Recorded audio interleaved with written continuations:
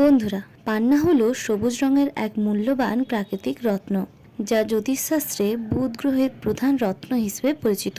বুধ গ্রহ মানুষের বুদ্ধি, চিন্তাশক্তি, কথা বলার ক্ষমতা, স্মরণশক্তি, হিসাব নিকাশ ও যুক্তিবোধের উপর প্রভাব ফেলে। তাই পান্না ধারণ করলে এই গুণগুলো ধীরে ধীরে উন্নত হতে থাকে। পান্না বিশেষভাবে উপকারী তাদের জন্য যারা পড়াশুনো, ব্যবসা, শিক্ষকতা, হিসাবরক্ষণ, লেখালেখি, সাংবাদিকতা, মার্কেটিং, দালালি, জ্যোতিষচর্চা বা যোগাযোগ ভিত্তিক কাজে যুক্ত।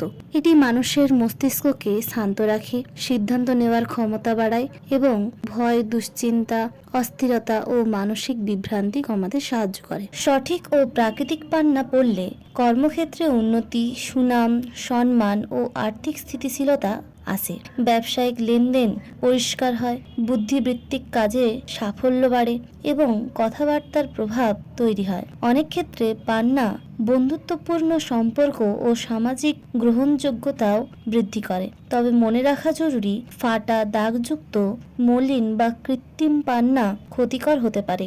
এমন পান্না ধারণ করলে মানসিক চাপ, আর্থিক ক্ষতি বা বাধা সৃষ্টি হতে পারে। তাই সবসময় প্রাকৃতিক, পরিষ্কার ও দোষমুক্ত পান্না জ্যোতিষীর পরামর্শ নিয়ে ধারণ করাই সবচেয়ে ভালো।